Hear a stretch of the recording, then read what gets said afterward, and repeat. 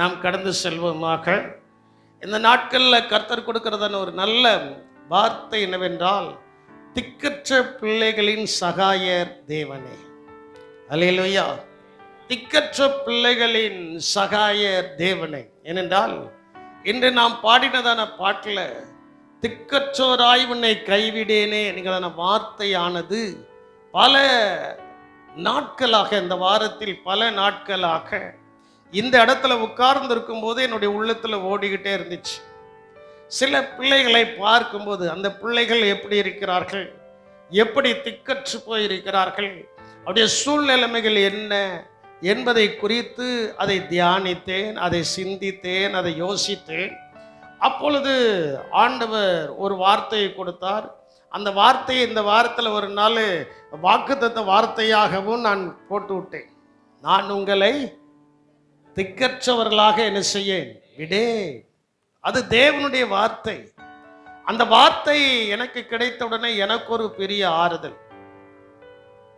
என்னுடைய வாழ்க்கையை நான் சிந்தித்து பார்க்கும்போது நான் திக்கற்றவனாக தான் இருந்திருக்கிறேன். ஆனால் ஆண்டவர் என்னை என்ன செய்யல, விடலை. கர்த்தர் என்னை என்ன செய்யல, விடலை. திக்கற்றவனாய் இருந்திருக்கிறேன், என்ன செய்வது என்கிறதான எண்ணத்துல என்னுடைய தாயார் இருக்கும்போது ஆண்டவரா பார்த்து ஒவ்வொரு வாசலையும் கர்த்தர் திறந்து கொடுத்திருந்திருக்கிறார். கர்த்தர் இன்றைக்கு அந்த வாசலை எனக்கும் என் சந்ததிக்கும் இந்த சபையில் இருக்கிற அநேகருக்கும் கர்த்தர் திறந்து கொடுத்து கொண்டு இருக்கிறார். அல்லேலூயா. வாசியுங்கள் யோவானதிலிருந்து சுவிசேஷம் 14ஆம் அதிகாரம் 18-19 வசனத்தை நாம் வாசிக்க கேட்போம். நான் உங்களை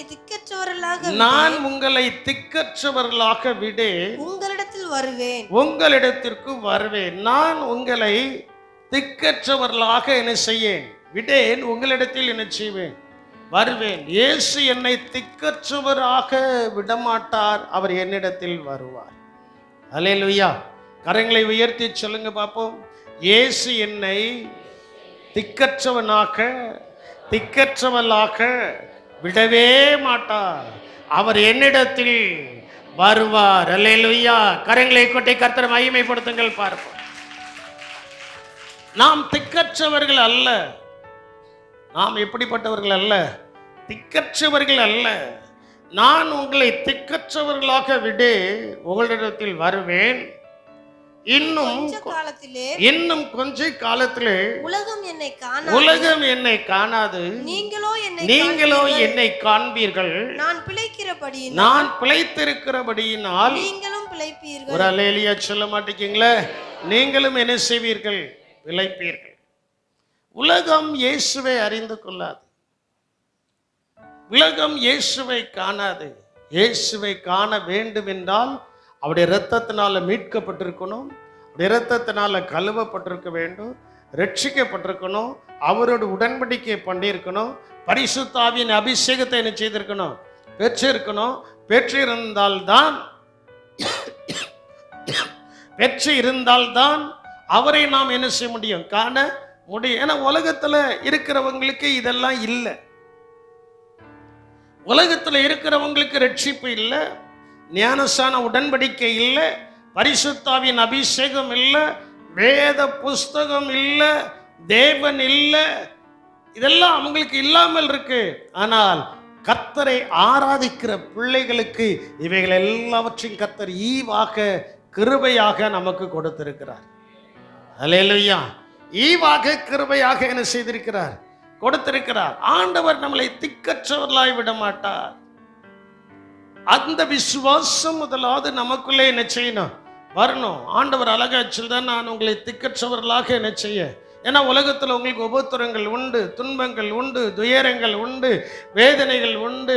ஒரு கூட்டம் உங்களை உபத்திரப்படுத்தும், ஒரு கூட்டம் உங்களை வேதனைக்குள்ளாக்கும், ஒரு கூட்டம் உங்களை அப்படி செய்யும் இப்படி செய்யும். என்ன செஞ்சாலும் நீங்கள் கவலைப்படாதீங்க, நான் உங்களோடு கூட இருக்கிறேன். அல்லேலூயா. உலகத்தில் உங்களுக்கு உபத்திரம் உண்டு, ஆகிலும் திடன் கொள்ளுங்கள், நான் உலகத்தை என்ன செய்தேன், ஜெயித்தேன். ஜெயித்த இரட்சகராகிய இயேசு கிறிஸ்து என்னோடு இருக்கிறார், உங்களோடு கூட இருக்கிறார். அல்லேலூயா. சகலவற்றிலும் ஜெயம் எடுத்த இயேசு நம்மோடு கூட இருக்கும்போது அவர் நம்மளை திக்கற்றவர்களாக விடவே மாட்டார். அல்லேலூயா. ஊழியத்தின் ஆரம்பத்தில் இந்த இடத்துல இருக்கும்போது எங்களை கர்த்தர் எப்படி நடத்துவீர் என்கிறதான கேள்விகள் 1000 கேள்விகள் எழும்பினது. 1000 கேள்விகள் எழும்பினது. ஏனென்றால் வரும்போதே சரியான சோதனை நிறைந்ததான ஒரு வீடு தான். நல்ல வீடு கிடைக்க கூடாதா? நல்ல வீட்டில் வாசம் செய்திருக்கலாமே. தண்ணீர் இல்லை, டாய்லெட் இல்லை, ஒண்ணுமே இல்லை. இன்னும் சொல்ல போனா அந்த வீட்டில் இருந்தது என்னன்னா எலும்பு கூடு தான் இருந்துச்சு. இந்த வீட்டில் இருந்தது என்னதான்? எலும்பு கூடு மண்டை ஓடு தான் என்ன செய்தது இருந்தது. அதெல்லாம் அள்ளி தூர போட்டுட்டு அந்த வீட்டில் ஒரு 18 நாள் இருந்து தோத்திரம் பண்ணி 2வது ஒரு வீட்டுக்கு வந்தோம், 3வது ஒரு வீட்டுக்கு வந்தோம். இந்த 3 வீட்லையும் எந்த வசதியும் கிடையாது. ஆண்டவருக்காக சகித்து பொறுமையா இருந்ததுனால இன்னைக்கு ஆண்டவர் சகல வசதிகளையும் கொடுத்திருக்கிறார். அல்லேலூயா. இன்னைக்கு நம்ம நினைக்கிறோம், நம்ம சிந்திக்கிறோம், எல்லாம் நமக்கு வேண்டும், எல்லாம் நமக்கு வேண்டும், எல்லாம் நமக்கு வேண்டும். நான் போற வீட்டில் எல்லாம் எனக்கு ஆயத்தம் பண்ணி இருக்க வேண்டும் என்று நாம் நினைக்கிறோம். இல்லை, எவைகள் இருந்தாலும் இல்லாமல் போனாலும் இயேசு நம்மிடத்தில் இருந்தால் போதும். ஒரு நாட்கள் இல்லாத எல்லா காரியத்தையும் கர்த்தர் நமக்கு தந்து இருக்கிறவர் அழைத்ததான அழைப்பு அதிலே உறுதிப்படும். அல்லேலூயா. இல்லாதவைகளை இருக்கிறவைகளை போல உங்கள்கிட்ட ஒன்றும் இல்லை, என்கிட்ட ஒன்றும் இல்லை. உங்ககிட்ட இருக்கலாம், என்கிட்ட இல்லை. இல்லாத நேரத்தில் கர்த்தருடைய அழைப்புக்கு கீழ்ப்படிந்ததுனால, இல்லாத நேரத்தில் தேவனுடைய வார்த்தைக்கு கீழ்ப்படிந்ததுனால நடந்ததான காரியம் என்னன்னா, அந்த அழைப்பிலையும் தெரிந்து கொள்ளுதலையும் யார் உறுதியாய் இருக்கிறார்களோ அவர்களை ஆண்டவர் திக்கற்றவர்களாக விடாமல் அந்த அழைப்பும் தெரிந்து கொள்ள உறுதிப்பட உறுதிப்பட உறுதிப்பட அவர்களுடைய ஆசீர்வாதம் உறுதிப்படுகிறது. அல்லேலூயா. எது உறுதிப்படுகிறது? தேவனுடைய ஆசீர்வாதம் நமக்குள்ள உறுதிப்படுகிறது. அதனால்தான் ஆண்டவர் சொல்லிக்கிறார், நான் உங்களை திக்கற்றவனாக விடமாட்டேன், உங்களிடத்தில் என்ன செய்வேன்? வருவேன். இந்த 14ஆம் அதிகாரத்தை நீங்கள் முதல் பகுதியிலே நீங்கள் பார்க்கும்போது அங்கே சொல்லப்பட்டிருக்கிறது, நான் உங்களுக்காக ஒரு வாசஸ்தலத்தை என்ன செய்ய போறேன்? ஆயத்தம் பண்ண போறேன்.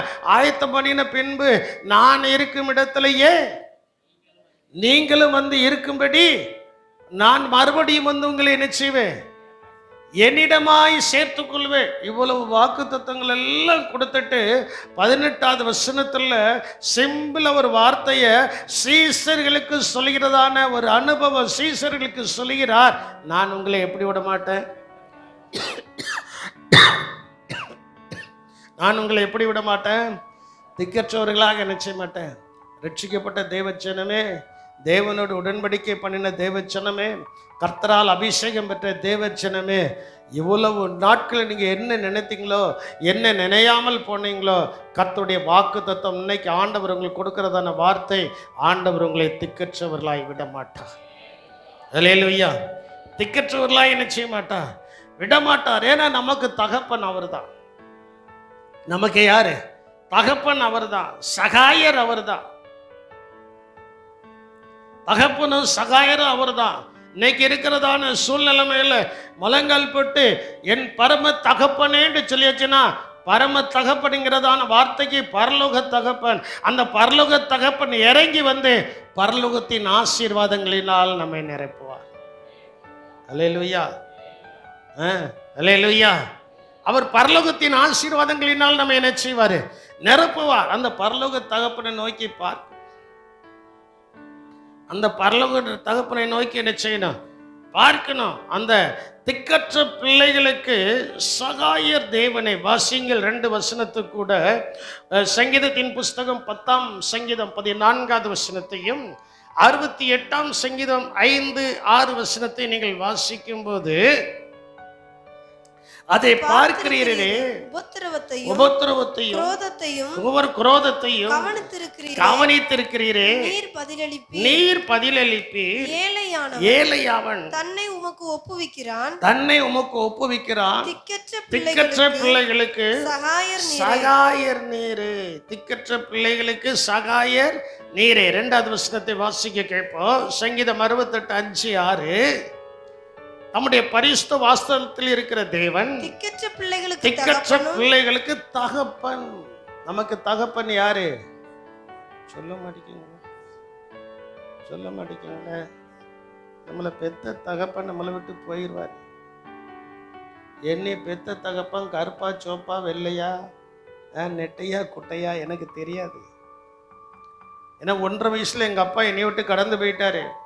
நல்லா என்னைய கவனிங்க. 1.5 வயசுல எங்க அப்பா என்னை விட்டு கடந்து போயிட்டாரு. ஆனா பரம தகப்பன் தாயின் வயிற்றில் உருவாகுவதற்கு முன்பே இவன் என்னுடைய பிள்ளை என்பதை தெரிந்தெடுத்தபடியினால் நான் திக்கற்றவனாய் போகாதபடி என் கரத்தை அவரே பிடித்து நடத்தி கொண்டிருக்கிறார். அல்லேலூயா. அதே போல உங்களுடைய கரத்தை அவர்தான் பிடித்து நடத்துதார். வேதவசனம் அழகாய் சொல்கிறது, தேவன் திக்கற்ற பிள்ளைகளுக்கு தகப்பனும் விதவைகளுக்கு நியாயம் விசாரிக்கிறவருமாய் இருக்கிறார். தேவன் தனிமையானவர்கள் வீடு வாசல் ஏற்படுத்தி கட்டுண்டவர்களை விடுதலை ஆக்குகிறார். துரோகிகளோ வறண்ட நிலத்தில் தங்குவார்கள். அப்போ திக்கற்ற பிள்ளைகளுக்கு யார் வீடு கட்டி கொடுக்கிறார்? சொல்ல மாட்டீங்களா? நீங்க என்னைக்கு அறிக்கை செய்றீங்களோ அன்னைக்கு உங்களுக்கு வீடு வந்துடும். அல்லேலூயா. ஆமா, ஆண்டவரே எனக்கு உதவி செய்ததுக்கு யாரும் இல்லப்பா, எனக்கு தொழிலில் உதவி செய்வதற்கு யாரும் இல்லப்பா, என்னுடைய பிள்ளைகளுடைய காரியத்தில் உதவி செய்வதற்கு யாரும் இல்லப்பா, என் கண் உம்மை நோக்கி பார்க்கிறது. அல்லேலூயா. 121 சங்கீதம் 1வது வசனம் உங்களுக்கு ஞாபகத்தில் வரணும். 126 சங்கீதம் 21வது வசனம் சூழ்நிலைமைகள் வரும்போது ஞாபகத்தில் வரணும். என்ன சொல்லப்பட்டிருக்கிறது? எனக்கு ஒத்தாசை வரும் பர்வதங்களுக்கு நேராக என் கண்களை ஏறெடுப்பே, வானத்தையும் பூமியும் உண்டாக்கின கர்த்தரிடத்திலிருந்து எனக்கு என்னது வரும்? அப்ப அவர் தகப்பன் இடத்திலிருந்து என்னது வரும்? சொல்ல மாட்டேங்கிங்களே. தகப்பன் இடத்திலிருந்து நமக்கு என்னது வரும்? அவர் திக்கற்றவர்களாய் விடமாட்டார். அவர் நம்ம எப்படி விட மாட்டாரு? திக்கற்றவராய் என்ன செய்ய மாட்டா, விடமாட்டா. நீங்க நினைச்சா ஒரு லோனை போட்டு கட்டிடலாம். லோனை போட்டு என்ன செஞ்சிடலாம்? ஏன்னா டெய்லி உங்களுக்கு வருமானங்கள் வந்துடும். நாங்க நினைச்சு அப்படி செய்ய முடியாத. எங்களுடைய கண்கள் எப்பொழுது இயேசு ராஜாவை நோக்கி இருக்கிறபடியினால் எந்த நேரத்தில் எந்த காரியத்தை செய்யணுமோ அதை செய்வதற்கு அவர் வழிவாசலை திறக்கிறார். அல்லேலூயா.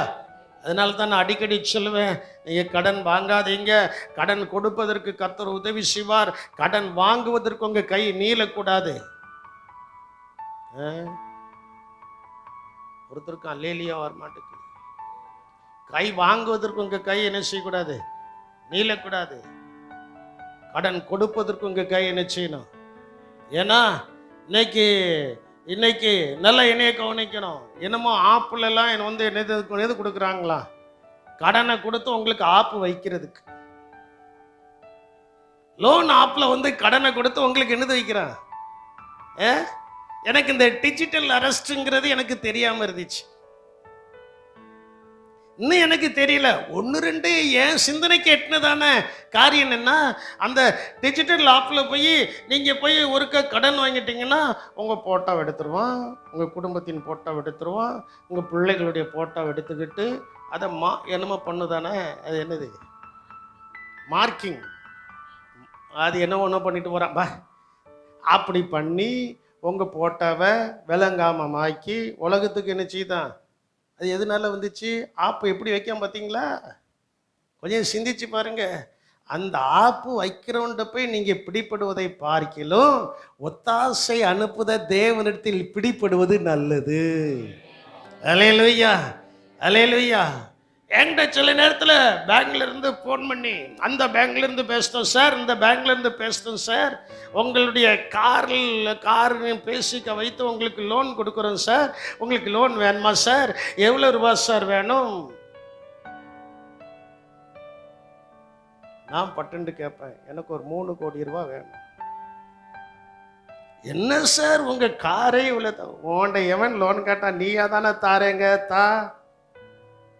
அதுக்கப்புறம் ஃபோன் வராது, ஒரு 4 மாசத்துக்கு வராது. அப்புறம் மறுபடியும் என்ன செய்யும்? எப்படியாவது நம்மளை மாட்டலான்னு நினைச்சு இந்த லோன் ஆப்பு நம்மளை சிக்க வைக்கிறது. அந்த சிக்க வைக்கிறது ஒரு இடியாப்ப சிக்கல். அதுல இருந்து வெளியில என்ன செய்ய முடியாது, வர முடியாது. ஆனால் திக்கற்ற பிள்ளைகளுக்கு தகப்பனாய் இருக்கிற தேவனுடைய கரத்துல போய் நாம் விழுந்துட்டோம்னா நமக்கு இடியாப்ப சிக்கல் இல்லை. இடியாப்ப சிக்கல்ல நிறைந்திருக்கிறது போல ஒரு பெரிய ஆசீர்வாதம் நம்முடைய குடும்பத்துல இறங்க தான் போகுது. அல்லேலூயா. அவர் வீடு வாசலை கட்டி கொடுப்பார். அவர் எப்படி என்னது கொடுப்பாரு? வீடு வாசலை என்ன செய்வாரு? கட்டி கொடுப்பார். நல்ல நம்ம வாழுவதற்கு எது நமக்கு அவசியமோ அதை நமக்கு தேவன் செய்ய வேண்டும் என்றால் ஒரே ஒரு காரியம், யாச்சும் போய் வாங்காதீங்க. வாங்குற நேரத்துக்கு முழங்கால நின்று ஜெபம் பண்ணுங்க. வானத்தின் பலகனி வாசலை கர்த்தர் உங்களுக்கு திறந்து உங்களை இடம் கொள்ளாமல் போக மட்டும் உங்கள் மேல் ஒரு ஆசீர்வாதத்தை பொழிய போறார். அந்த ஆசீர்வாதம் உங்களுக்கு மேல் இறங்கதான் போகிறது. அவர் யாரு? அவர் யாரு? நமக்கு தகப்பன், எனக்கு தகப்பன். அல்லேலூயா, அல்லேலூயா. எனக்கு தகப்பன். அவர் திக்கற்ற பிள்ளைகளுக்கு தகப்பனா இருக்கிறாரு. கொஞ்ச நாளைக்கு முன்பதாக ஒருவர் சொன்னாரா, நான் உங்களுக்கு அப்பா அப்பான்னு சொன்னார். அப்போ அப்பா அப்பான்னு சொன்ன உடனே எல்லாரும் ஃபோன் பண்ணி, அப்பா சொத்து இப்போ எங்களுக்கு பிரித்து தருவீங்கன்னு கேட்டாங்களா? அப்பான்னா என்னது கொடுக்கணும்? அப்போ நமக்கு பரம தகப்பன் அப்பா. அவர் என்னது கொடுப்பாரு? சொல்ல மாட்டேங்கல, வாயை திறக்க மாட்டேங்களே. அவர் என்னது கொடுப்பாரு? சொத்து கொடுப்பாரு. அவர் அப்பாண்டு உரிமையாய் அவர்கிட்ட பேச ஆரம்பிக்கணும். அப்பாண்டு அவரை கூப்பிடும் போது அந்த அப்பா சும்மா இருக்க மாட்டாரு. எல்லாம் எனக்குரியது, எனக்குரியது உனக்கு தாரேன்னு சொல்லி இந்த பூலோகத்தில் 100 மடங்கு ஆசீர்வாதத்தை பெறுகிறதான ஒரு சந்ததியாக கர்த்தர் இந்த சபையை எழுப்பி கொண்டு இருக்கிறார். அல்லேலூயா. நம்ம அப்பா கொடுப்பார். அவர் அப்பாண்டு சொல்றதுல அவ்வளவு ஆசை.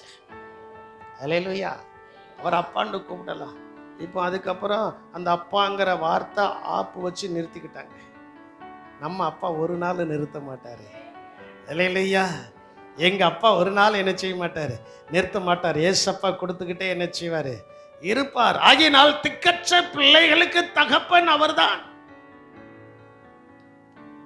திக்கற்ற பிள்ளைகளுக்கு தகப்பன் அவர்தான். அந்த திக்கற்ற பிள்ளைகளுக்கு பூமியில் இருக்கிறவர்களோ மற்றவர்களோ என்ன செய்யக்கூடாது தெரியுமா? அழகா ஆண்டவர் 2 வார்த்தையில சொல்லியிருக்கிறாரு.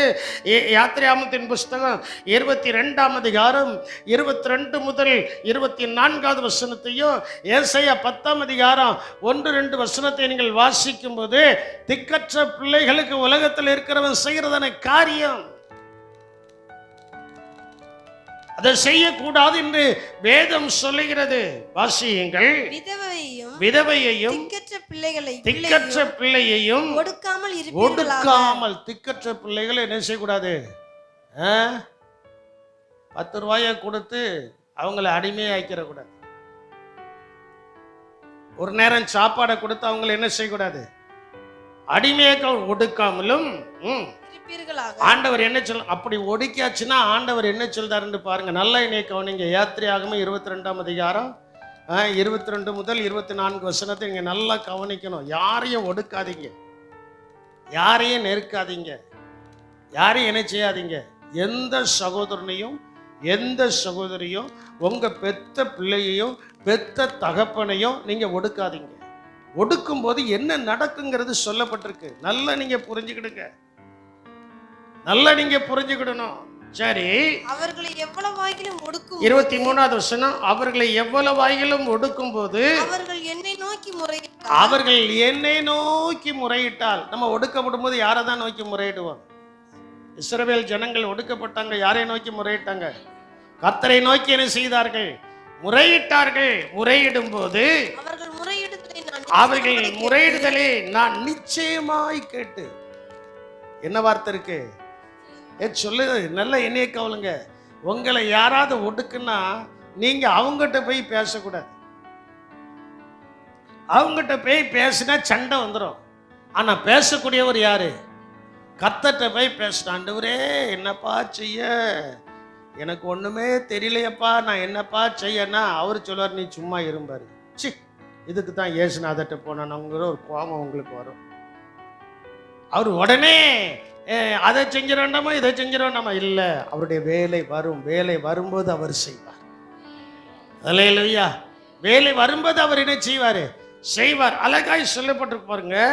அவர்கள் என்னை நோக்கி முறையிட்டால் அவர்கள் முறையிடுதலை நான் நிச்சயமாய் என்ன செய்து கேட்டு. பாருங்க, நிச்சயமா ஆண்டவர் நான் ஒடுக்கப்படுகிறத நான் பிள்ளைகளுடைய ஜெபத்தை என்ன செய்கிறாரு? கேட்டு கோபம் மூண்டவராகி. நம்ம கோபப்பட வேண்டாம். யாரு கோபப்படுதா? சொல்ல மாட்டேங்கல. யாரு கோபப்படுதா? சொல்லுங்க, யார் கோபப்படுதா? கர்த்தரே கோபம் உண்டவராகி உங்களை பட்டயத்தினால் கொலை செய்வேன். உங்களை பட்டயத்தினால் என்ன செய்வேன்? பாருங்க எவ்வளவு அழகா வேதவசனம் சொல்கிறது என்பதை கொஞ்சம் சிந்திச்சு பாருங்களா. ஒரு வேர்டு தான் கிடைச்சிச்சு. அதை நான் தியானிக்க இந்த வார்த்தைகள் எல்லாம் கர்த்தர் கொடுத்தார். நம்மளை யாரும் ஒடுக்கிறதுக்கு அருவாலை தூக்கிட்டு வந்துட்டோம்னா நீங்க கவலைப்படாதீங்க, பெரியவர் மேலே இருக்கிறார், அவர் பார்த்து கொள்வார். அல்லேலூயா. அவர் என்ன செய்வார்? பார்த்து கொள்வார். உங்களை பட்டயத்தினால் அவர்களை பட்டயத்தினால் என்ன செய்வேன்? ஆண்டவருடைய கோபம் வந்துட்டுனா பட்டயமும் வேண்டாம், ஒண்ணு வேண்டாம், அவருடைய கண்களில் இருந்த அக்கினி பட்சிக்கும். அவருடைய சுவாசம் அக்கினி மயமா என்ன செய்யும்? இறங்கும். ஐயனால் என் அன்பு தேவனுடைய சின்னமே, அவர்கள் என்னை நோக்கி முறையிட்டால் அவர்கள் முறையிடுதலை நான் நிச்சயமாய் கேட்டு கோபம் உண்டவராகி உங்களை பட்டயத்தினால் கொலை செய்வேன். உங்கள் மனைவிகள் விதவைகளும் உங்கள் பிள்ளைகள் திக்கற்றவர்களும். பாருங்க, பிறரை ஒடுக்கும் போது ஆண்டவர் செய்கிறது என்ன? அந்த திக்கற்ற நிலைமை என்னங்கிறத பாடம் கற்று கொடுக்கிறார். அதனால நம்முடைய வாழ்க்கையில யாரையும் ஒடுக்கக்கூடாது. அவங்க நம்மளை ஒடுக்குதாங்களா, அவங்க நம்மளை நெருக்குதாங்களா, அவங்க நம்மளை இது பண்ணதாங்களா, ஆண்டவரே தோத்திரம்பா, இயேசுவே தோத்திரம்பா. என் வாழ்க்கையில வந்திருக்கு. பட்டயத்தை எடுத்துட்டு வந்தவங்கலாம் உண்டு. பட்டயத்தை எடுத்துட்டு வந்தவங்கலாம் உண்டு. தோத்திரம்பா. நானும் பாஸ்டமாவும் அந்த வீட்டில் ஹைஸ்கூல் தெருவில் இருக்கும்போது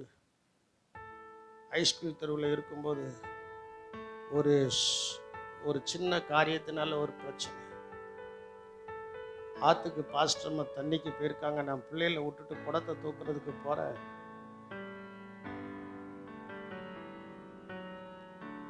அம்மா, அனுபவ ரீதியாய் சொல்லுகிறேன். ஒன்று நான் சொல்லுவேன், ஸ்தோத்திரம்னு, ஆண்டவரே உமக்கு ஸ்தோத்திரம்பா அப்படின்னா அவ்வளோதான். எங்கே போனான்னு நமக்கே தெரியாது. அவங்களுக்கு கொண்டு சொன்னேன், உனக்கு விரோதமாய் உருவாக்கப்படும் எந்த ஆயுதமும் என்ன செய்யாது. நாம் திக்கற்ற பிள்ளைகள் என்பது அவர்களுக்கு தெரியலாம். இந்த திக்கற்ற பிள்ளைகளுக்கு யார் தகப்பன் என்பது நமக்கு தான் தெரியும். அல்லேலூயா. இந்த திக்கற்ற பிள்ளைக்கு யார் தகப்பன் என்பது யாருக்கு தான் தெரியும். ஒருவேளை நினைக்கலாம், ஒன்றும் இல்லை, இந்த விளாத்து குளத்தில் அவனுக்கு சொந்தமும் இல்லை, பந்தமும் இல்லை, ஒன்றும் இல்லை, அப்படி இப்படி இப்படி அப்படின்ட்டுலாம் என்ன செய்யலாம், சொல்லலாம்.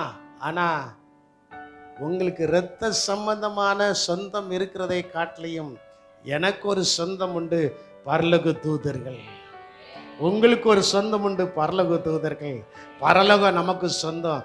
பரலோக சேனை அப்படியே இறங்கி வந்துட்டுனா அதுக்கு முன்னால ஒருத்தனை என்ன செய்ய முடியாது, நெருக்க முடியாது. அந்த பரலோக சேனையிலிருந்து ஒரே ஒரு தூதன் மட்டும் இறங்கி வந்தான். எஸ்ஐகே ராஜாவுடைய காலத்துல எத்தனை தூதன் இறங்கி வந்தான்? ஒரே ஒருத்தன் இறங்கி வந்த அந்த ஒருத்தனுக்கு முன்னால 1,85,000 பேர் நிற்க முடியல. எத்தனை பேர் நிற்க முடியல? அப்போ திக்கற்ற பிள்ளைகளாகிய நம்முடைய தகப்பன் ஏற்ற நேரத்தில் நம்மை பாதுகாக்கும்படி தேவதூதர்களை இறக்குவார். அல்லேலூயா. தேவதூதர்களை என்ன செய்வாரு? இறக்குவார். தேவதூதர்கள் வருவார்கள். தேவதூதர்கள் என்ன செய்வாங்க? வருவார்கள். அவங்க வந்து இறங்குவாங்க. அவங்க வந்து இறங்கின உடனே நம்ம பரலோகத்தின் மகிமையினால் மறைக்கப்படுவோம். அவருடைய கண்களுக்கு நாம் தெரிய மாட்டோம். அவருடைய கண்களுக்கு குருட்டாட்டம் முடிக்கும், நம்மளை விட்டு ஓடியே போயிடுவான். அல்லேலூயா. கிதியோனுக்கு விரோதமாய் அவன் திக்கற்றவனாய், அவனுக்கு விரோதமாய் அந்த சேனையே, அவன் மீதியானுடைய சேனையே வந்து நின்னது. மீதியானுடைய சேனையே வந்தது. நீ அவர்களை ரட்சிப்பாய் போ. ஆண்டவரே, நான் ரொம்ப சின்னவன், நான் ரொம்ப சிறியவன், என் குடும்பத்தில் நான் எப்படிப்பட்டவன்? ஒருவேளை உங்களுடைய குடும்பத்தில் எல்லாராலும் நீங்கள் சிறியவர்கள் என்கிற நிலைமைக்கு தள்ளப்பட்டிருந்தா, இன்னைக்கு ஆண்டவர் உங்களுக்கு சொல்றாரு, கிதியோனை நினைத்து பாரு, அவன் சிற்றவன் தான், அவன் மூலமாய் ஒரு பெரிய ஜெயத்தை கொடுத்தது போல உங்கள் சிறியவர்களாகிய உங்கள் மூலமாய் உங்களுடைய குடும்பத்துக்கு ஒரு பெரிய ஜெயம் வரப்போகிறது. ஒரு பெரிய ஜெயம் என்ன செய்கிறது? வரப்போகிறது. ஆண்டவர் சொன்னாரு, 25,000 பேர் ரொம்ப அதிகம்பா, அவனெல்லாம் போச்சலே. கடைசியாக எத்தனை பேரை தான் ஆண்டவர் தேர்ந்தெடுத்தார்? 300 பேர். 300 பேரையும் 3 படையா நிறுத்து. நீ பட்டயத்தினால ஈட்டினாலும் உங்களை ரட்சிக்க போறதில்ல. ஒரே ஒரு வார்த்தை, கர்த்தருடைய பட்டயம். சொல்ல மாட்டேங்கீங்களே, கர்த்தருடைய பட்டயம், கிதியோனுடைய பட்டயம். கிதியோனுடைய பட்டயம் மாறி மாறி சொல்லு, மாறி மாறி என்ன செய். நம்ம கையில் பட்டயம் இல்லை, இந்த பட்டயம் தான் இருக்கு. அல்லேலூயா. இந்த பட்டயத்தை கையில் வச்சு சொல்லணும். திக்கற்றவர்களுக்கு ஒரு பட்டயத்தை கொடுத்துட்டாரு, இதான் பட்டயம், இதை கையில் வச்சு சொல்லணும். இது கர்த்தருடைய பட்டயம், இது என்னுடைய பட்டயம். இது கர்த்தருடைய பட்டயம், இது என்னுடைய பட்டயம். என்னுடைய பட்டயம் கர்த்தருடைய பட்டயம். வேத புஸ்தகத்தை தலைக்கு மேலாக உயர்த்தி சொல்லுங்க பார்ப்போம். இது கர்த்தருடைய பட்டயம், இது என்னுடைய பட்டயம். இது கர்த்தருடைய பட்டயம், இது என்னுடைய பட்டயம். இது கர்த்தருடைய பட்டயம், இது என்னுடைய பட்டயம். என்னுடைய பட்டயம், அது கர்த்தருடைய பட்டயம். என்னுடைய பட்டயம், அது கர்த்தருடைய பட்டயம். கைத்தட்டி நல்ல கர்த்தரை மகிமைப்படுத்துங்கள் பார்ப்போம். அப்ப நமக்கு தேவன் பாதுகாப்பான ஒரு அரணாய் இருப்பதற்கு இந்த வேத புஸ்தகத்தை நம்முடைய கையில் கொடுத்திருக்கிறார். அல்லேலூயா. எது இருக்கு நம்ம கையில? எது இருக்கு? ஆலயத்துக்கு வரும்போது எத்தனை பேர் வேத புஸ்தகத்தை, உங்க சொந்த வேத புஸ்தகத்தை நீங்க கொண்டு வந்தீங்க? நீங்க இந்த வேத புஸ்தகத்தை சுமந்தா கர்த்தர் உங்களை என்ன செய்வாரு? வேத புஸ்தகத்தை நீங்க சுமக்காம நீங்க வந்தீங்கன்னா யார்ட்டையாவது கொடுத்து விட்டுட்டு இங்க வந்து வாங்குறது. ஆசீர்வாதம் யாருக்காவது ஆண்டவர் கொடுத்துருவாரு, உங்களுக்கு இல்லை. நான் கடந்த நாட்களில் ஒரு குரூப்பில் ஒரு மெசேஜை நான் போட்டு விட்டேன். என்ன என்ன என்ன message? No Bible, no breakfast. No Bible, no breakfast. அவர் சொன்னதான வார்த்தை. அந்த தாயார் அப்படி வளர்த்துருக்காங்களா? நம்ம தாயார்களை எப்படி வளர்க்குறீங்களோ எனக்கு தெரியாது. அப்போ இந்த பட்டயமாகிய வேத வசனம் நம்முடைய குடும்பத்தில் பிள்ளைகளுக்கு என்ன செய்யணும்? சொல்லி கொடுக்கணும், சொல்லி கொடுக்கணும். அவங்க அம்மா பேர் அன்பா. அம்மா, உங்க பேருக்கும் உங்களுக்கும் சம்பந்தமே? பசிக்கிண்டு காலையில் தட்டு கொண்டு போனா வசனம் படிச்சியா? சொல்லு. சொன்னதுக்கு அப்புறம் தான் தோசை, அல்லாட்ட தோசை ரிட்டன். கேட்டிங்களா கேட்கலையா? ரிட்டன். மனப்பாட வசனம் என்ன செய்யணும்? சொல்லணும். ஞாயிற்றுக்கிழமை வந்துட்டுனா ரொம்ப சந்தோஷம். என்னது வருமா? என்னது வருமா? மட்டன் வருமா? மட்டன் வருமா? ஆராதனை முடிஞ்சிட்டு நேர வீட்டில் போய் தட்டை தூக்கிட்டு போனா சங்கீதம் சொல்லு. என்ன சொல்லு? இப்போ நம்ம பிள்ளைகள் என்ன செய்ய தெரியுங்களா? சங்கீதம் சொல்லணும். உன்னையும் உன் சாப்பாடையும் வச்சுட்டு நேக்க ஒரு 50 ரூபாய் தூக்கிட்டு போய் சாப்பிட்டு வந்துடும். செய்யாதீங்க. அப்புறம் அவங்க அம்மா ஒரு நாள் இந்த ஜெப புஸ்தகத்தை தூக்கிட்டு எங்க போயிட்டாரா? நீங்க கேட்கல, நான் அனுப்புறதை கேட்டாதான் நீங்க ஆசீர்வதிக்கப்படுவீங்க.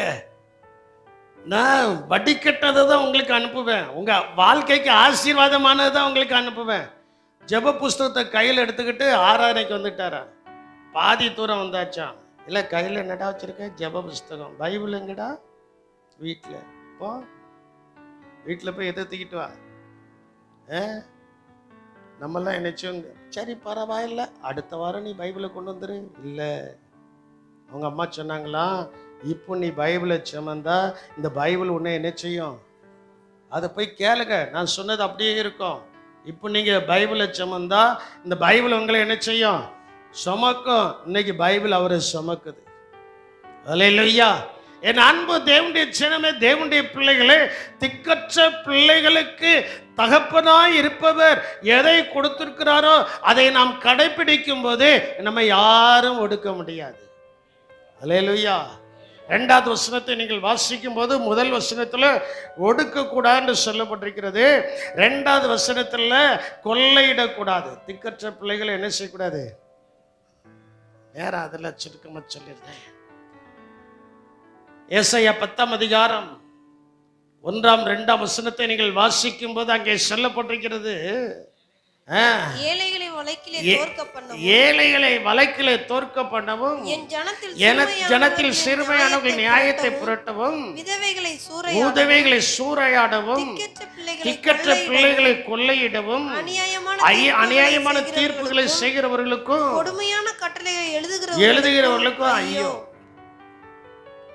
நல்லா நீங்க பார்த்துக்கிடுங்க. இது நீதிபதிகளுக்கு பொருந்தும் வார்த்தையா, அல்லாட்டா மற்றவர்களை குற்றவாளிகள் என்று யார் திரிக்கிறார்களோ அவர்களுக்கு பொருந்தும் வார்த்தையா? சிந்திச்சுக்கிட்டு. அழகாய் சொல்லப்பட்டிருக்கிறது, அழகாய் சொல்லப்பட்ட திக்கற்ற பிள்ளைகளை கொள்ளையிடாத. திக்கற்ற பிள்ளைகளை என்ன செய்யாத. அவங்க ஏதாவது ஒரு காரியத்திற்காக ஹெல்ப்புக்காக வந்தால் அவரிடத்திலிருந்து ஒன்றை எதிர்பாராமல் அவர்களுக்கு நன்மை செய்யும் போது அந்த நன்மைகளின் நாயகன் அவர்களையும் ஆசீர்வதிப்பார். யார் அதற்கு பிரயாசப்படுகிறார்களோ அவர்களையும் கர்த்தர் ஆசீர்வதிப்பார். அல்லேலூயா, அல்லேலூயா. ஏனென்றால் தேவனாகிய கர்த்தர் திக்கற்ற பிள்ளைகளாகிய நம்மை அவர் ஆதரிக்கிறார். அல்லேலூயா. அவர் நம்ம என்ன செய்கிறார்? ஆதரிக்கிறார், ஆதரிக்கிறார், ஆதரிக்கிறார். சங்கீதம் 146:9 நாம் வாசிக்கும் போது அங்கே சொல்லப்பட்டிருக்கிறது, பரதேசிகளை கர்த்தர் காப்பாற்றுகிறார், திக்கற்ற பிள்ளைகளையும் விதவைகளையும் ஆதரிக்கிறார், துன்மார்க்கருடைய வலியையோ என்ன செய்கிறார்? கவிழ்த்து போடுகிறார். பாருங்க, ஆதரிக்கிறார். நமக்கு ஒரு ஆதரவு இருக்கு. நமக்கு ஒரு ஆதரவு என்ன செய்கிறது? இருக்கு. நமக்கு ஒரு நல்ல ஆதரவை கர்த்தர் வச்சிருக்கிறார். திக்கற்ற பிள்ளைகளுக்கு ஆதரவு யாருதான்? நாமளாம் அடிக்கடி சொல்வேன், ஆண்டவர்கிட்ட தேவ சமூகத்தில் தனியாக உட்கார்ந்துருக்கும் போது சொல்வேன், அப்பா எனக்கு நீங்கள் தான்ப்பா ஆதரவு, நீங்கள் தான் எனக்கு ஆதரவு. ஏன்னா இந்த சபை ஆரம்பிக்கப்பட்டதுலேருந்து இது வரைக்கும் 182 பேருக்கும் 84 பேருக்கும் ஞானஸ்தானம் கொடுத்துருக்கு. இன்னைக்கு இருக்கிறது எத்தனை பேர் தான்? சபையில் வந்து அற்புதங்களை பெற்றுட்டு போனதெல்லாம் 600க்கு மேலே. என்கிட்ட லிஸ்டே இருக்கு. இன்னைக்கு இருக்கிறது எத்தனை பேர் தான்? நீங்கள் தான் எங்களுக்கு ஆதரவு. உங்களுக்கு நான் தான் ஆதரவு. நம்ம எல்லாருக்கும் ஆதரவு இரட்சகராகிய இயேசு கிறிஸ்து. அல்லேலூயா. இரட்சகராகிய இயேசு கிறிஸ்து, இயேசு கிறிஸ்து, அந்த இரட்சகராகிய இயேசு கிறிஸ்து நமக்கு ஆதரவாக என்ன செய்கிறார்? இருக்கிறார். ஆதரவாக இருக்கிறார். அந்த வசனம் அழகாய், அவர் திக்கற்ற பிள்ளைகளையும் ஆதரிக்கிறார். அழும்போது சில நேரங்கள் அழுதிருக்கிறோம். அழும்போது அவரே வந்து கண்ணீரை துடைத்து அல்லாதே மகனே என்று சொல்லி, அல்லாதே மகளே என்று சொல்லி அவர் ஆதரவாயிருந்திருக்கிறார். அல்லேலூயா. பெற்றது ஒரே மகன். வாலிப பிரயாயம் வரைக்கும் அவனை வளர்த்தாச்சு. வாலிப பிரயாயத்தில் அவன் மரித்து போனான். சொந்தங்கள் கிந்தங்கள் எல்லாம் கூடி அவனை அடக்கம் பண்ணுவதற்கு தூக்கிட்டு போறாங்க. தூக்கிட்டு போகும்போது இயேசு பார்க்கிறார், இவன்தான் அவனுக்கு ஆதரவு என்று அறிந்து தேவன், இவன் அவனுக்கு ஆதரவாய் இருக்க வேண்டும் என்பது இல்லை என்றால் இவள் திக்கற்றவளாய் போய்விடுவாள் என்பதை கர்த்தர் அறிந்து அந்த பாடையை தொட்டு திக்கற்றவளுடைய குமாரனை உயிரோடு எழுப்பி ஆதரவு கொடுத்தார அல்லவா, அதே போல நீங்கள் எந்த காரியத்தில் ஓ இவர்கள் எனக்கு ஆதரவாய் இருப்பார்கள் என்று சொல்லி அவர்களை இழந்திருக்கிறீர்களோ, அந்த இழந்த காரியத்தில் இயேசுவே இறங்கி வந்து உங்களை தொட்டு உங்களை ஆதரவு கொடுத்து உங்களை ஆதரிக்க போகிறார். அல்லேலூயா. இயேசுவே தொட்டு உங்களை என்ன செய்ய போகிறார்? ஆதரிக்க போகிறார். திக்கற்ற பிள்ளைகளுக்கு ஆதரவு கொடுக்கிறவர் அவரே. எது தேவனுக்கு முன்பதாக சுத்தமான பக்தி தெரியுமா? திக்கற்ற பிள்ளைகளுக்கு நாம் செய்கிறதான காரியம் தேவனுக்கு முன்பதாக அது எப்படி இருக்கிறது? மாசில்லாத சுத்தமான பக்தியா என்ன செய்கிறது இருக்கிறது. யாக்கோபு 1 அதிகாரம் 27வது வசனத்தை நீங்கள் வாசிக்கும் போது அங்கே சொல்லப்பட்டிருக்கிறது.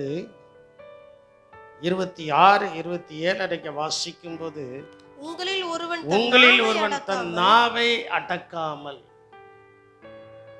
தன் இருதயத்தை வஞ்சித்து தன்னை தேவ பக்தியுள்ளவென்று எண்ணினால் அவனுடைய தேவ பக்தி வீணாய் இருக்கும். நல்லா கவனிங்க, நல்லா சிந்திச்சு பாருங்க.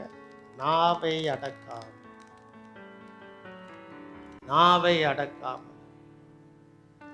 ஒரு தன் நாவை அடக்காமல் தன் இருதயத்தை, அவன் வேற யாரையும் வஞ்சிக்கல, தன்னையே வஞ்சிக்க, தன் இருதயத்தை வஞ்சித்து தன்னை நான் தான் விசுவாசி, நான் தான் தேவ பிள்ளை என்று எண்ணினால் அவனுடைய பக்தி எப்படி இருக்குமா? வீணாய். அப்ப எது தேவனுக்கு முன்பதாக சுத்தமான மாசில்லாத பக்தியா இருக்கிறதுன்னா, அடுத்த வசனம் சொல்லப்படுகிறது, திக்கற்ற பிள்ளைகளும் விதவைகளும் படுகிற உபத்திரவத்திலே அவர்களை விசாரிக்க. அவர்களை என்ன செய்யணும்?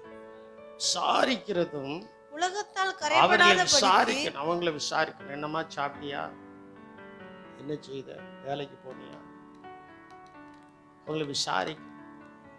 கிறிஸ்மஸ் வந்துச்சுன்னா வஸ்திரம் எடுத்தியா? நல்லது கெட்டதுகள் வரும்போது நீ என்னம்மா செய்த? எப்படிமா இருக்கிற? எப்படியா இருக்கிற? அவங்கள விசாரிக்கணும். விசாரிக்கிறவங்க உலகத்தால் என்ன செய்யக்கூடாது? கரைப்படாதபடி. விசாரிப்புல கரைகள் வந்துடக்கூடாது. விசாரிப்புல என்னது வந்துடக்கூடாது? கரைகள் என்ன செஞ்சிடக்கூடாது? வந்துடக்கூடாது. கரைப்படாதபடிக்கு தன்னை காத்து கொள்கிறதுமே பிதாவாகிய தேவனுக்கு முன்பதாக மாசில்லாத சுத்த பக்தியா என்ன செய்கிறது? அவங்க படுகிற உபத்திரவத்துல நீங்க அவங்களை விசாரித்தால் கர்த்தர் உங்களை விசாரிப்பார். அல்லேலூயா. நீங்க விசாரித்தால் கர்த்தர் உங்களை என்ன செய்வாரு? நீங்க விசாரிக்கலன்னா கர்த்தர் விசாரிக்க மாட்டார். எதை விதைக்கிறோமோ அதையே என்ன செய்வோம்? அறுப்போம். நீங்க விசாரிக்க, நீங்க என்ன செய்யணும்? விசாரிக்கணும். எந்த காரியத்தை ஆண்டுடைய சமூகத்தில் விசாரிக்கணும். நான் தேவ பிள்ளை என்று வீணாய் இருக்கக்கூடாது. அந்த வசனத்துல தன் நாவை அடக்காமல் தன் இருதயத்தையே வஞ்சித்து தன்னை தேவ பக்தியுள்ளவன் என்று ஒருவன் எண்ணினால் அவன் பக்தி எப்படி இருக்கிறதா? வீணாய் இருக்கும். அப்ப அந்த வீணாய் போகாதபடிக்கு என்ன செய்யணும்? யாக்கோபு அழகா சொல்லிட்டான். காரணம் என்ன தெரியுமா? அந்த திக்கற்ற பிள்ளைகள் ஒடுக்கப்படும் போது, அந்த திக்கற்ற பிள்ளைகள் கொள்ளையிடப்படும் போது, அந்த திக்கற்ற பிள்ளைகளை அலட்சியமா எண்ணும் போது அவங்க முழங்கால் நின்று ஒரு வார்த்தை தேவனை நோக்கி பண்ணினால் போதும், அந்த ஜெபத்தை கர்த்தர் கேட்கிறார். வாசிங்க 102ஆம் சங்கீதம் 16வது வசனத்தை வாசித்து நாம் முடிக்க போகிறோம். 16வது வசனத்தை நீங்க வாசிங்க. 102ஆம் சங்கீதம் 16வது வசனம். திக்கற்றவர்களுடைய ஜெபத்தை அலட்சியம் பண்ணாமல் திக்கற்றவர்களுடைய ஜெபத்தை அலட்சியம் பண்ணாமல் அவர்கள் விண்ணப்பத்தை அங்கீகரிப்பார். அவர்கள் விண்ணப்பத்தை அவர் என்ன செய்கிறார்? அங்கீகரிப்பார். திக்கற்ற பிள்ளைகளுடைய ஜெபத்தை கர்த்தர் நீங்க ஒருவேளை மற்றவங்களை அலட்சியம் பண்ணியிருக்கலாம், நாம் ஒருவேளை மற்றவர்களை அலட்சியம் பண்ணியிருக்கலாம். ஆனா அந்த திக்கற்ற பிள்ளைகளுடைய ஜெபத்தை கர்த்தர் அலட்சியம் பண்ணாமல் அந்த ஜெபத்தை கர்த்தர் என்ன செய்கிறாரா? சொல்ல மாட்டேங்கிங்களே, அந்த ஜெபத்தை கர்த்தர் என்ன செய்கிறாரா? அங்கீகரிக்கிறார்.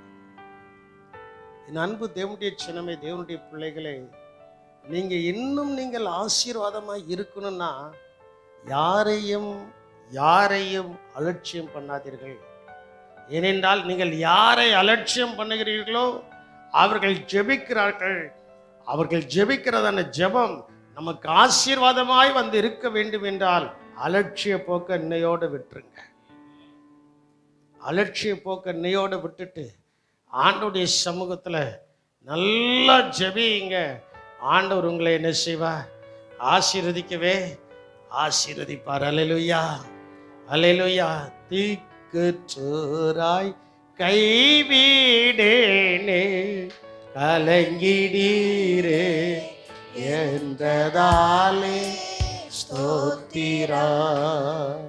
திக்கற்றோராய் கைவிடீரே கலங்கிடீரே என்றதாலே ஸ்தோத்திரம். நீரறியா யாதும் நேரிடா, என் தலை முடியோ எண்ணி நீர் முழங்கால். நீரறியா யாதும் நேரிடா, என் தலை முடியும் எண்ணி நீரே. என்னை மறவா இயேசுநாதா, உந்தன் தயவால் என்னை நடத்தும். எல்லாரும் முழங்கால். மறவா இயேசுநாதா, உந்தன் தயவால் என்னை நடத்தும். திக்கற்றோராய் கைவிடீரே. திக்கற்றோராய் அவர் கைவிட மாட்டார்.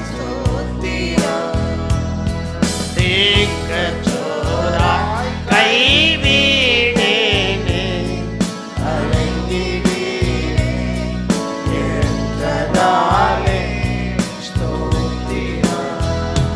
நீரறியா யாதும் நேரிடா, என் தலை முடியும் எண்ணி நீரே. நீரறியா யாதும் நேரிடா, என் தலை முடியும் எண்ணி நீரே. என்னை மறவா இயேசுநாதா, உந்தன் தயவால் என்னை நடத்தும். நல்ல கரங்களை உயர்த்தி என்னை மறவா இயேசுநாதா, உந்தன் தயவால் என்னை நடத்தும். ஒரு விஷயம் கூட. என்னை மறவா இயேசுநாதா, உந்தன் தயவால் என்னை நடத்தும். உண்மையாகவே ஆண்டவர் கொடுக்கிற ஒரு நல்ல வாக்குத்தத்தம் என்ன அப்படின்னா, என் மகளே, என் மகனே, இனி நீ திக்கற்றவன் அல்ல. உலகம் ஒருவேளை உன்னை திக்கற்றவன் என்று பார்க்கலாம், எண்ணலாம், சிந்திக்கலாம், யோசிக்கலாம். ஆனால் என் சமூகத்தில் இருக்கிற என் பிள்ளைகளை நான் ஒருபோதும் திக்கற்றவர்களாய் விட மாட்டேன். ஒருபோதும் திக்கற்றவர்களாய் விட மாட்டேன். என் பிள்ளைகளுக்கு என்ன தேவை என்பதை அறிந்து நான் அவரிடத்தில் வந்து சங்கீதத்தின் பகுதியில் சொல்லப்பட்டதில் தீவிரமாய் வந்து அவர்களுடைய விண்ணப்பத்திற்கு உத்தரவு அருள்வேன் என்று கர்த்தர் சொல்லி இருக்கிறார். சொல்லியிருக்கிறார். என் அன்பு தேவச்சனமே, தேவ பிள்ளையே, எந்த காரியத்திலையும் நீங்கள் திக்கற்று போகிறவர்கள் அல்ல. எந்த ஒரு காரியத்தையும் நீங்கள் திக்கற்றவர்களாய் ஜீவிக்கிறவர்கள் அல்ல.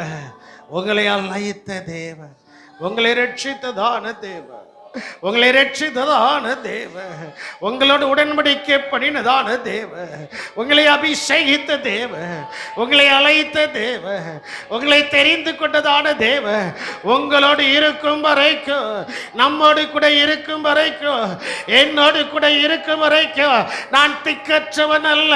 உங்களுடைய மார்பு தட்டி நீங்கள் சொல்ல முடியும், நான் திக்கற்றவன் அல்ல. காரணம், நான் திக்கற்றவனாய் ஜீவிக்க என் அப்பன் இயேசு என்னை விடமாட்டா. என் அப்பன் இயேசு என்னை விடமாட்டா. என் அப்பன் இயேசு என்னை விடமாட்டா. என்னுடைய காரியங்கள் எல்லாவற்றிலையும் அவர் என்னை திடப்படுத்துகிற தேவனாயிருக்கிறார்.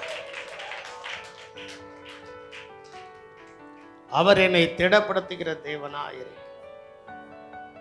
எங்கள் கிருபையும் இரக்கம் நிறைந்த எங்கள் அன்பின் ரட்சகரே, நீர் எங்களை ஆசீர்வதித்தருளும்படி ஆயிடுச்சு. கிருபை கொடுக்கட்டும் ஆண்டவரே. ஒருவேளை யாராவது இந்த சிந்தனையோடு கூட வந்து நான் என்ன செய்வது என்கிறதான திகைப்பும் கலக்கமும் வேதனையும் உள்ளத்தில் இருக்கும் என்றால், கர்த்தர் கொடுத்த வார்த்தை அவர்களை தேர்ச்சி இருக்கும்.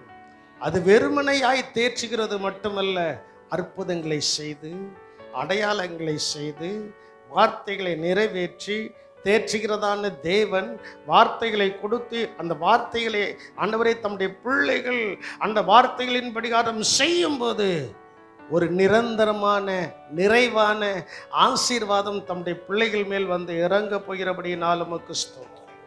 கிருபை கொடுக்கட்டும். கர்த்தர் பிள்ளைகளை ஆசீர்வதித்தரலாம். இயேசுவின் நாமத்தில் ஜெபிக்கிறோம் எங்கள் ஜீவனுள்ள நல்ல தகப்பனே, ஆமென்.